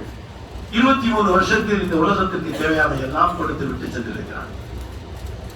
13 வருஷம் மக்காவிலே, அதற்கு முன்பு 8 வருஷம் மதீனாவில் வெற்றி, மக்கா வெற்றிக்கு முன்னால். அதற்கு பின்பு கடைசி ஹஜ்ஜுடைய அதே வருடத்திலே துல் ஹஜ்ஜிலே ஹஜ்ஜை முடித்து திரும்பினார்கள். ரபீஉல் அவ்வலில் இந்த உலக மனித கண்களில் இருந்து மறைந்திருக்கிறார்கள். நம்முடைய அஹ்லு சுன்னத் வல் ஜமாஅத்தின் அகீதாவின்படி ஹயாத்தாக இருக்கிறார்கள். ஆனால் கமா ஹுவ ஷஅனு, எப்படி ஹயாத்தாக இருப்பார்கள் அப்படி. அதை நாம் விலக வேண்டிய அவசியம் இல்லையே. தாயின் கருவுக்குள் இருக்கின்ற குழந்தை ஹயாத்தாக இருந்தது நமக்கு தெரியுமா? எந்த டாக்டரும் சொல்ல முடியாது. எத்தனையோ பேருக்கு அனுபவம் இருக்கலாம். குழந்தை சரியாக இல்லை, இதை நீங்கள் டிஸ்சார்ஜ் பண்ணி விடுங்கள் என்று சொன்ன பொழுது தைரியமாக இருந்த எத்தனையோ தாய்மார்கள் முழுமையான குழந்தையை பெற்றெடுத்திருக்கிறார்கள். மருத்துவ உலகம் சொல்வது முற்றிலும் உண்மையாக இருக்க வாய்ப்பில்லை. ஏனென்றால் உலகத்தில் மனிதர்கள் சொல்லுகின்ற எல்லாமே சக்சஸ் அண்ட் ஃபெயிலியர் ரெண்டையும் சொல்லுது. அல்லாஹ் சொல்வதும் ரசூல் சொல்வதும் ஸல்லல்லாஹு அலைஹி வஸல்லம் முழுக்க முழுக்க உண்மையாக இருக்கும். அதில் மாற்றம் வராது. அதில் ஏற்றம் மட்டும்தான் இருக்கும், வெற்றி தான் இருக்கும், தோல்வி இருக்காது. தோல்வி இருக்க வேண்டும் என்றிருந்தால் சமீபத்தில் நடந்திருந்த ஒரு நாட்டுக்கு அல்லாஹ் வெற்றி கொடுத்தாமே அது வெற்றி கிடைத்திருக்க கூடாது. ஏனென்றால் ஒவ்வொன்றும் அனுப்பப்படுகின்ற பொழுது பிஸ்மில்லா சொல்லி இருக்கிறார்கள். அந்த பிஸ்மில்லாவின் பவர் தான். எதில் இருக்கின்ற டெக்னாலஜிகள் எதிர்பார்க்கவில்லை, இப்படி ஒன்று நடக்கும் என்று அவர்களுக்கு தெரியாது. அவர்களை தோற்க வைத்து மண்டியிட வைத்து விட்டான் அல்லாஹ். இதுதான் அல்லாஹ்வுடைய வல்லமை.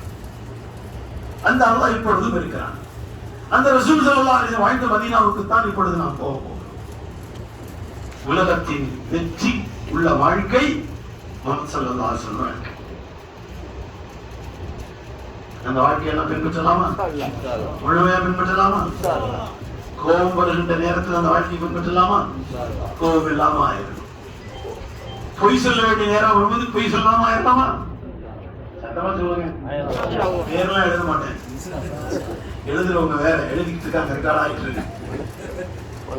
ஏமாத்தக்கூடிய நேரத்தில் ஏமாத்தாம இருக்கலாமா? மோசடி பண்ணாம இருக்கலாமா? பிறருக்கு உபகாரியாக வாழலாமா?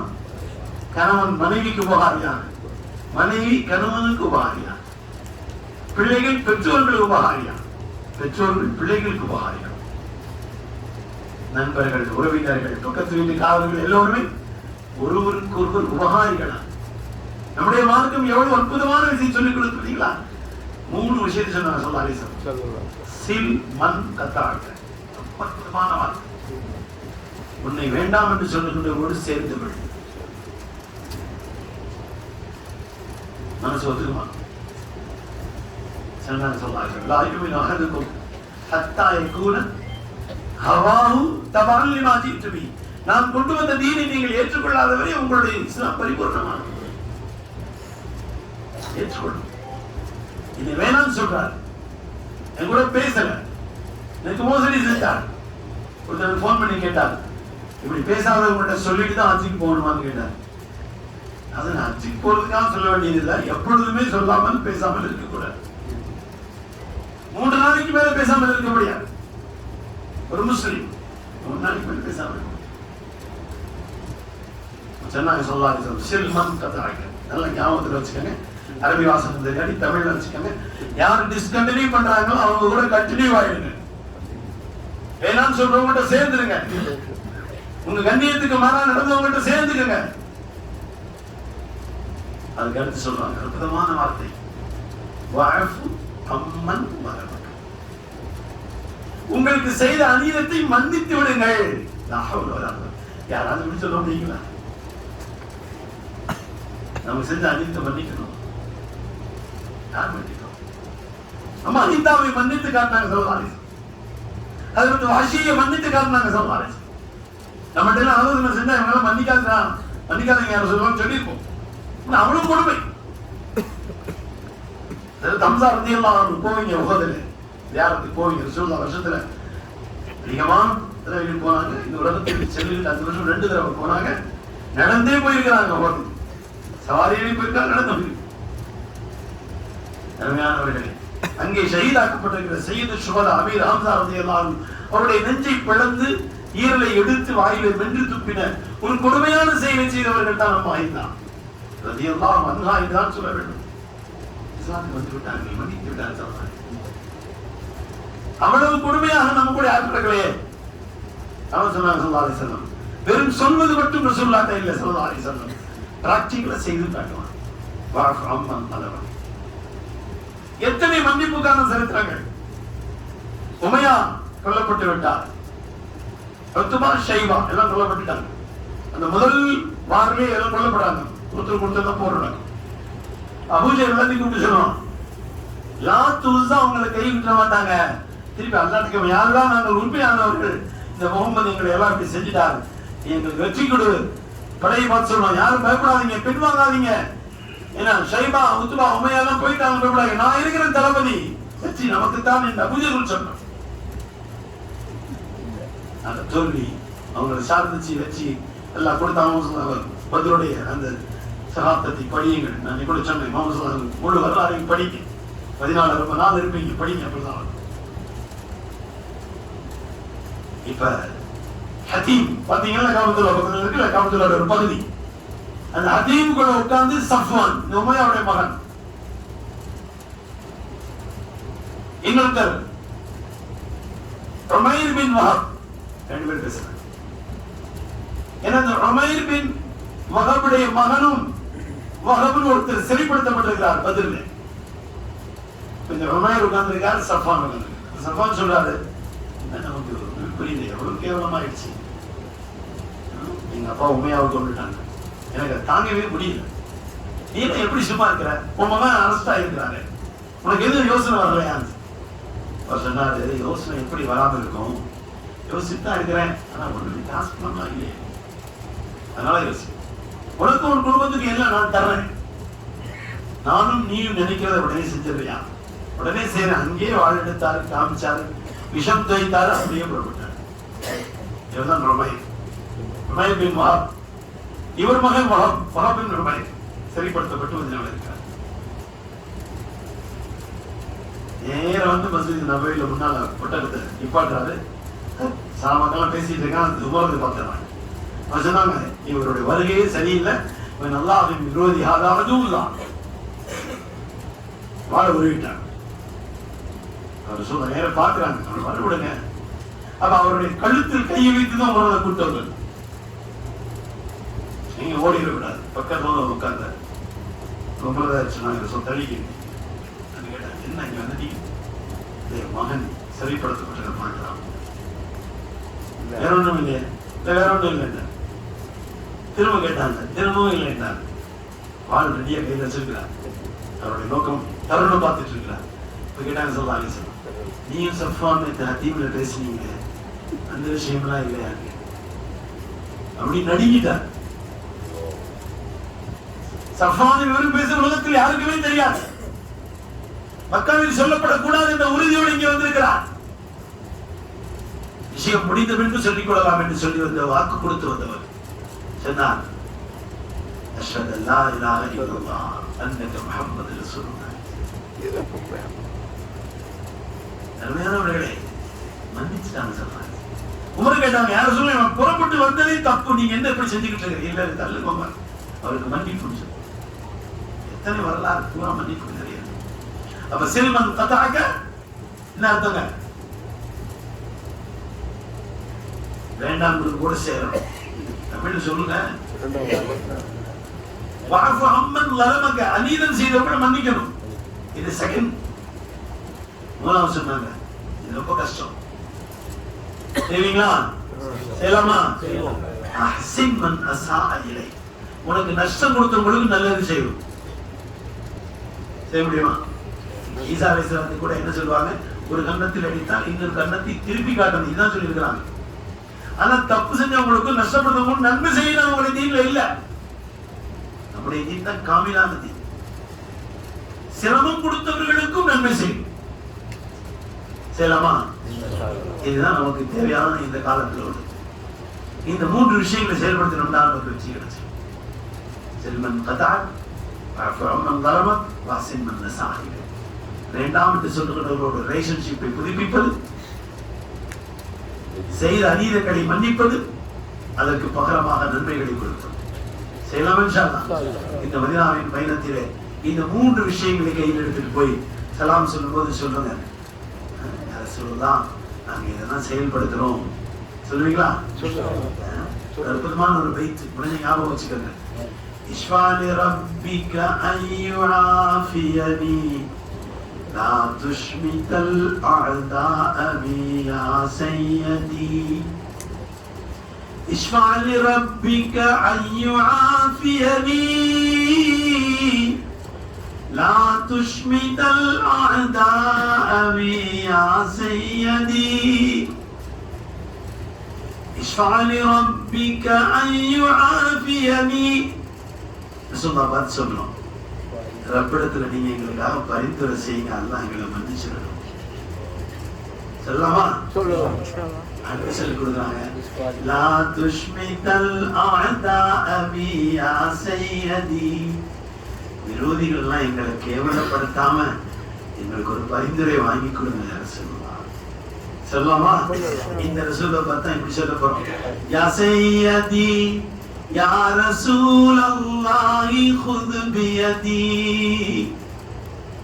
மலி சிவாக வலா அல்வி இலா அஹதி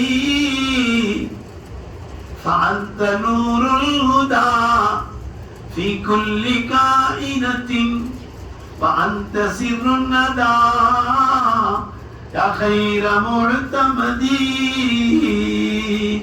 مولاي صل وسلم دائما ابدا على حبيبك خير الخلق كلهم. இவங்கள்ட்ட கை பிடிங்க, எங்களுக்கு சொல்றது தப்பா ரைட்டா? ஷிர்கா இது? பிதத்தா? அருமையானவர்களே, நம்மளை ஏமாத்திட்டாங்க. 40 வருஷமா 50 வருஷமா ஏமாந்து போயிட்டாங்க. நிறைய வாலிபர்கள் வெளிக்கிட்டு போயிட்டாங்க. நல்லா எல்லாரும் ஹிதாயத் கொடுப்பாங்க. பாருங்க என்ன அழகா சொல்றாங்க பைத்துல, எங்களுக்கு பரிந்துரை செஞ்சு அல்லாஹ்ட்ட கேட்டு வாங்கி கொடுங்கங்கறாங்க. ஒரு கவியை தெரியும்னா முன்னால பின்னால படிக்கணும். இப்ப சொல்றாங்க, அந்த கஃபாருல் கதாயா அந்த சத்தாருல் மசாவி வல்லுனூபில் முபிகாத். ரசூலுல்லாஹ் பாவமன்னிப்பு செய்றவங்க சொல்றாங்க. இதெல்லாம் எப்படிங்க கூடுமா? இதெல்லாம் ஓதலாமா? இதெல்லாம் பாதுகாப்பான. பாருங்க இன்னொன்று சொன்னாங்க, அல்லாஹ் யக்ஃபிர்லி. யார் மன்னிக்கணுமாங்க? சொல்லுங்க. அல்லாஹ் தான் மன்னிக்கணும்னு சொல்றாங்க. அல்லாஹ் யக்ஃபிர்லி ஹதல்லதி வன்னி வ முஅ்தகதி. இதான் என் கொள்கை, இதான் என் கோட்பாடு. இந்த பைத்தை படிக்கிறவங்க அங்க சொல்றாரு, அந்த கஃபாருல் கதாயா. உமைர் பின் வஹபை மன்னித்தவர்கள், வஹஷியை மன்னித்தவர்கள் அந்த கஃபாருல் கதாயா. அம்மா ஹிந்தாவை மன்னித்தவர்கள் ரலியல்லாஹு அன்ஹு. அந்த சத்தாருல் மசாவி அது திக்ரிமா வர போறாங்க. ரசூலுல்லாஹ் எந்திரிச்சு வேகமா போறாங்க, துண்டுகள் விழுந்துருச்சு. சொல்லிட்டு போறாங்க, அபூஜஹலை பற்றி யாரும் எதுவும் பேசாதீங்கன்னு சொன்னாங்க.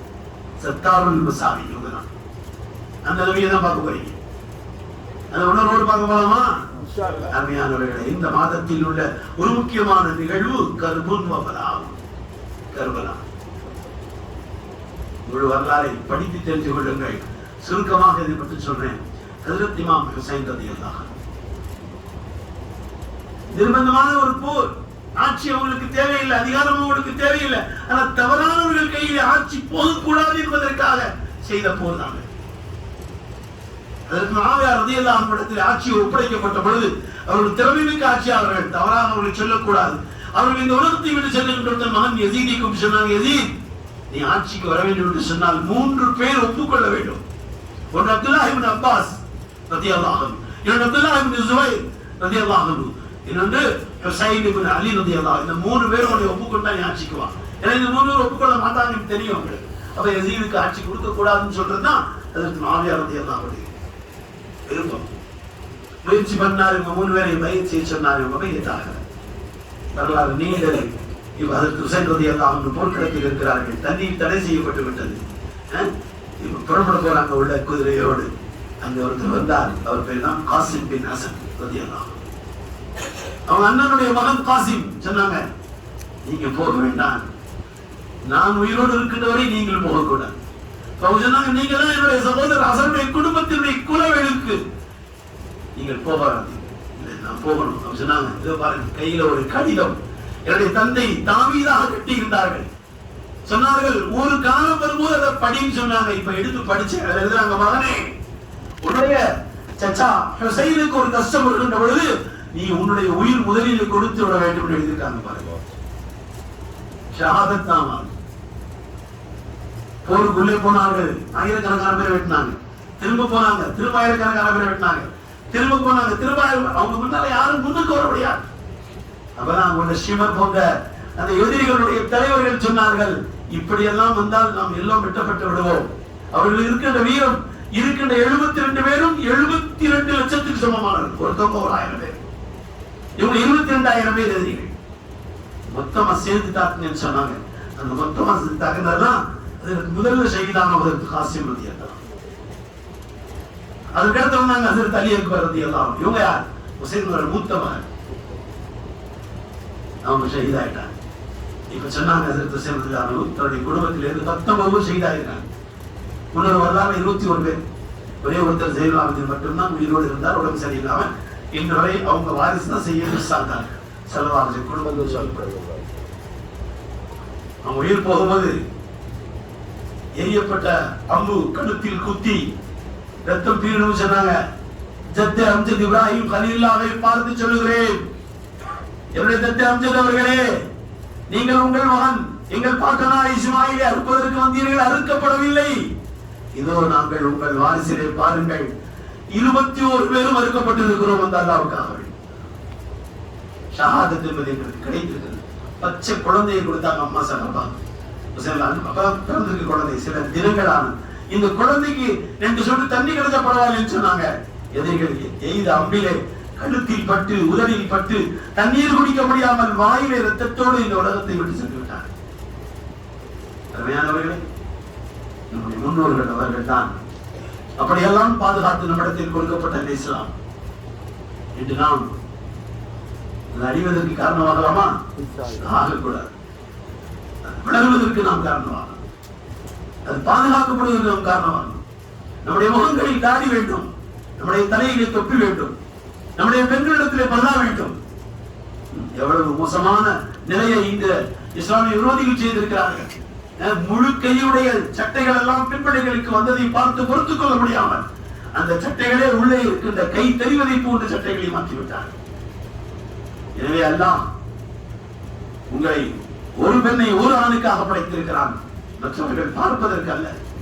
எனவே காட்சி பொருளாக உங்களை ஆக்குவதற்கு இந்த இஸ்லாமிய விரோதிகள் அல்லாஹ்வின் கோபத்தை கொண்டு வருவதற்கு உங்களை பயன்படுத்துகிறார்கள். நீங்கள் அல்லாஹ்வை பயந்து கொள்ளுங்கள். நிச்சயம் நீங்கள் போடுகின்ற பர்தா இந்த உலகத்தில் இஸ்லாத்தை கொண்டு வரும். ஒரு கத்தோலிக்க குடும்பத்தை சேர்ந்த ஒரு சிறுமி, 14 வயசை சேர்ந்த ஒரு பெண் பிள்ளை ஒரு ஸ்னேக் பாருக்கு போகிறார், ஒரு தேநீர் விடுதிக்கு போகிறார்.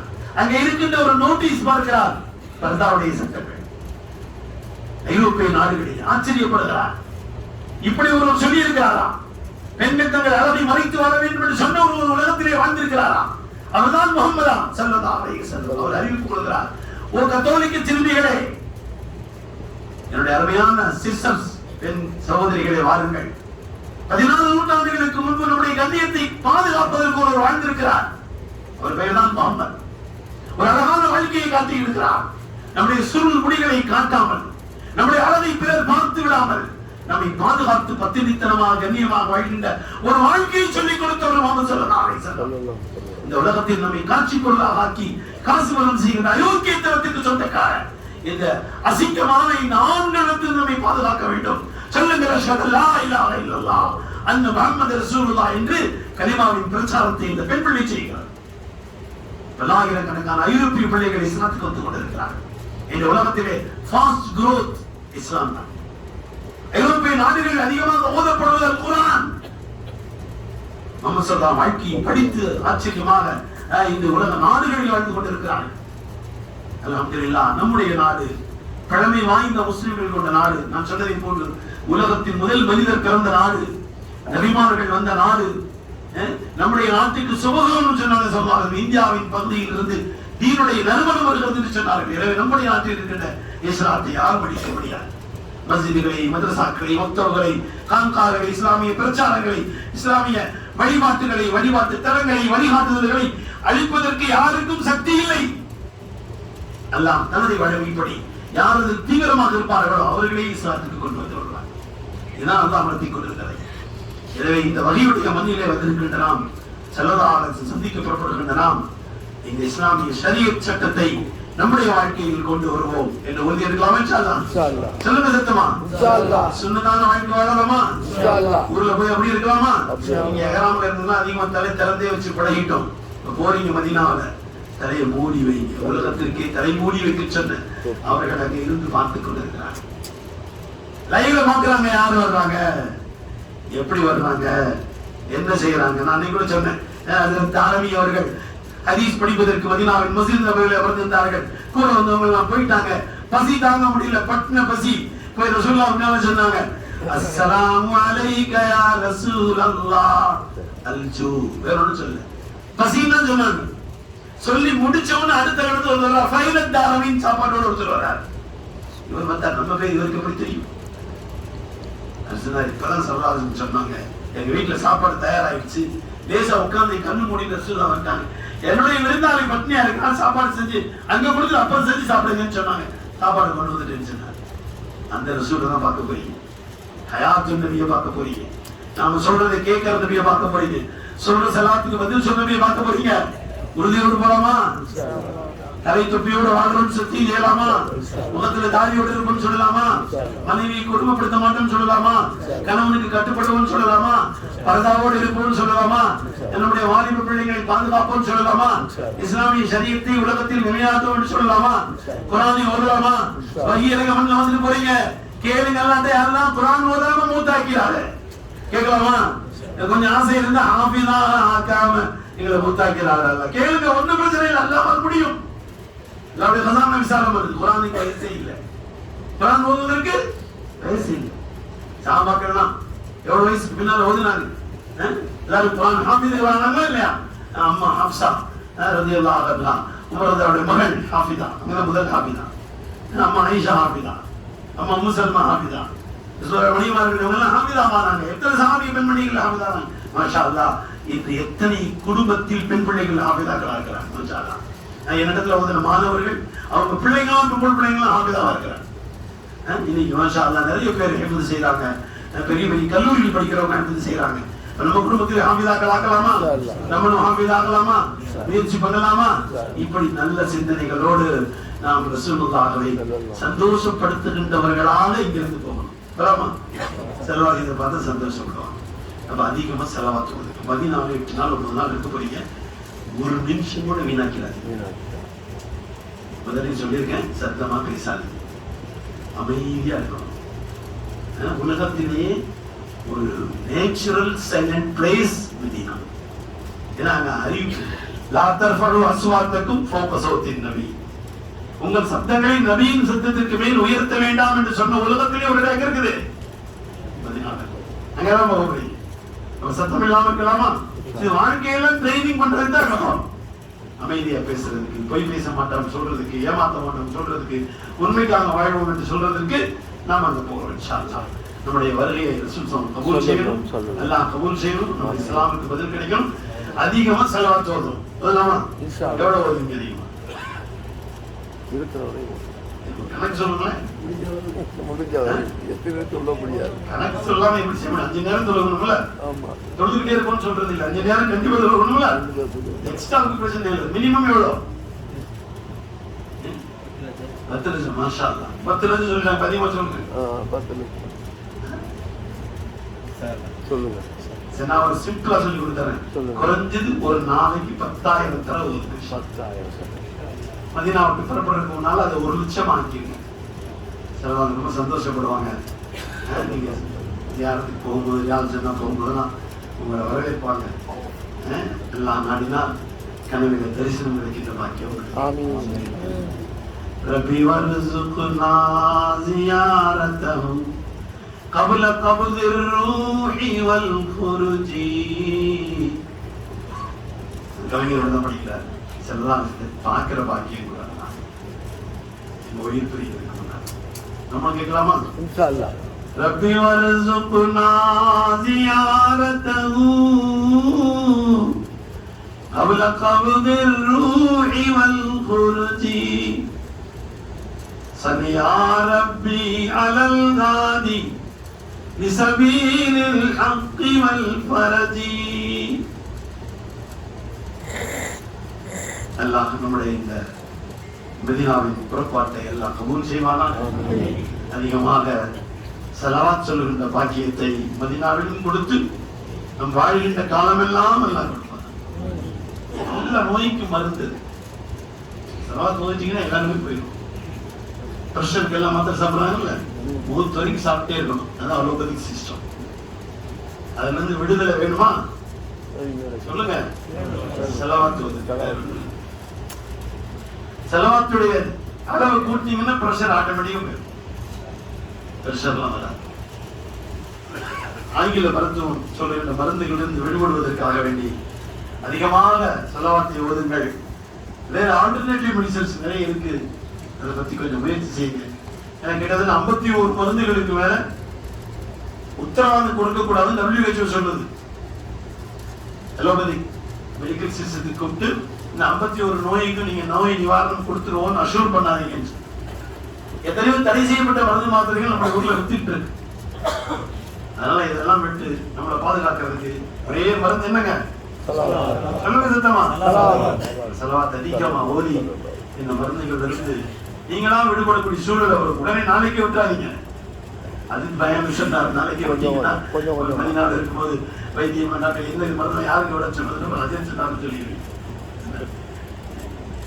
உங்களுக்கு மருந்து கொடுத்த மருத்துவரே சொல்லுவார், நீங்க மருந்து நினைச்சு சாப்பிட வேண்டியது இல்லை. நடக்கும். பிரச்சனை அவ்வளவு பெரிய பவர் சம்சம் தண்ணி இருக்குது. அவ்வளவு பெரிய பவர் செலவாக்கல இருக்கு. பயன்படுத்தணும், சரியான நீர் வைக்கணும், அல்லாட்ட கேட்கணும். கண்டிப்பா அல்லா கொடுக்கணும். நம்ம அல்லாட்ட கேட்டு வாங்கக்கூடிய ஒரு பாக்கியத்தை எல்லாம் கொடுப்பானால அல்லா தாலா நம்முடைய இந்த ஒன்று கூடுதலை கபூல் செய்வாங்க. மதீனாவுல கொஞ்சம் கூட ஒழுங்கின்னு வந்துடக்கூடாது. வேதம் வந்துட்டா உடனே ரொம்ப பனிஷ்மெண்ட் வந்துடும். நல்லா பாதுகாப்பாங்க.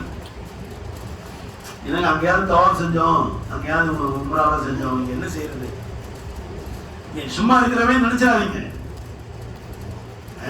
மாஷா அல்லாஹ், பெண்கள் பகுதி தனியா இருக்கும், ஆண்கள் பகுதி தனியா இருக்கும். நிம்மதியை எவ்வளவு நேரம் முடியுமோ அவ்வளவு நேரம் போய் இருந்து நிறைய ஓதுங்க. ஸலவாத் ஓதுங்க, குர்ஆன் ஓதுங்க. இங்கெல்லாம் நீங்க காபத்துல்லாஹ் சுத்தி பாத்ரூம் டாய்லெட் போறதுக்கு ரொம்ப நேரம் தூரம்லாம் இருக்கு. அங்க ரொம்ப பக்கத்துல இருக்கு. பெண்களுக்கு தனியா, ஆண்களுக்கு தனியா 3-4 ஃப்ளோர் அப்படி இருக்கும். கீழே போனா எல்லாம் எக்ஸிலேட்டர் தான். எக்ஸிலேட்டர்ல இறங்கி பழகி இருந்தா எக்ஸிலேட்டர்ல இறங்கிட்டு படி இருக்கும். முடியாதவங்களுக்கு வீல் சேரோட போறதுக்கு லிஃப்ட் இருக்குதுங்க. கொஞ்சம் நடந்து போற பகுதிகளில் ஹரம் சுத்தி ஃபுல்லா எல்லாம் நம்பர் போட்டிருக்கோம். எல்லாம் பாத்ரூம் தான். பார்க்கிங்கோட சேர்ந்து கார்ல வர்றோமோ அங்க வந்துக்கலாம். எங்கேயாவது தூரமான கட்டிடம் தங்கியிருந்தீங்கன்னா 10 ரியால் கொடுத்தா பார்க்கிங் வந்து கீழே விட்டுருவாங்க கார்லயே. மேல எக்ஸிட்ல ஏறணும் மஸ்ஜித் நபவியுடைய சாமி. அங்க ரொம்ப அற்புதமான இடம், பார்ப்பதற்கு பாக்கியம் இடம். அதை இன்ஷா அல்லாஹ் பாதுகாப்பாக கொஞ்சமும் பலகீனப்பட்டு விடாமல் கண்ணியத்தோடு கழிக்கக்கூடிய பாக்கியத்தை நம்ம எல்லாருக்கும் கபூல் செய்வாங்க. ஆமீன். அல்ஹம்துலில்லாஹி ரப்பில் ஆலமீன்.